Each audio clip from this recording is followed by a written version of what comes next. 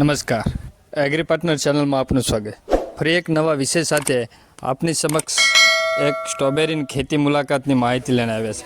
સ્ટ્રોબેરીની ખેતી સણોસરા મુકામે કૃષિ સંશોધન કેન્દ્ર આવેલું છે. ત્યાં જુદા જુદા ડેમોન્સ્ટ્રેશનમાં સ્ટ્રોબેરીની ખેતી મુલાકાત કરેલી હતી. સ્ટ્રોબેરીની ખેતી ખેડૂતોએ ગ્રીન હાઉસમાં કરી શકાય. ડ્રીપ પદ્ધતિ દ્વારા મલ્ચિંગ પાથરીને સ્ટ્રોબેરીની ખેતી પણ કરી શકાય એવા અભિગમ સાથે સ્ટ્રોબેરીની ખેતીનો ડેમોન્સ્ટ્રેશન મુલાકાત કરેલી હતી. ચાલો તો નિહાળીએ સ્ટ્રોબેરીની ખેતી.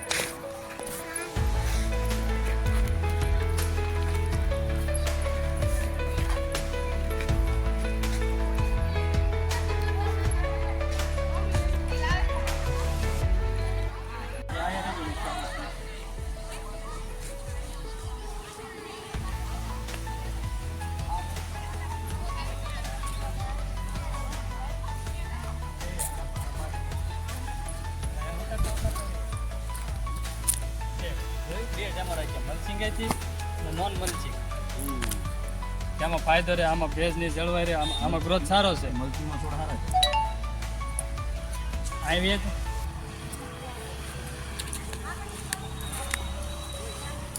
સ્ટ્રોબેરી અને નોન મલ્ચિંગ ટાઈમમાં સરસ મજાની એમાં બેમાં ડિફરન્ટ જોઈએ કહે છે કે મલ્ચિંગમાં સ્ટ્રોબેરીનું ઉત્પાદન સારું છે અને ગ્રોથ પણ સારો છે.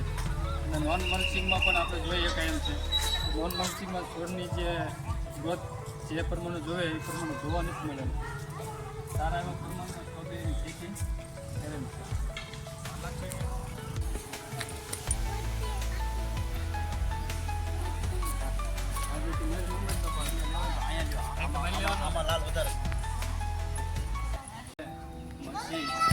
સરસ મજાની મરચી બાંધેલી છે. 12 થી 15 ફૂટની મરચી છે. અત્યારે સારા એવા પ્રમાણમાં ગ્રોથ છે અને ડ્રીપ પદ્ધતિથી પિયત અને વોટર સોલ્યુબલ ખાતર આપે છે. અને ખાસ કરીને 15 ફૂટથી વધારે ટમેટીની છોડ કરેલા અને તાર બાંધેલા છે. સરસ મજાના હાલ એનું પ્રોડક્શન પણ ચાલુ થઈ ગયું છે અને સારા એવા પ્રમાણમાં છે.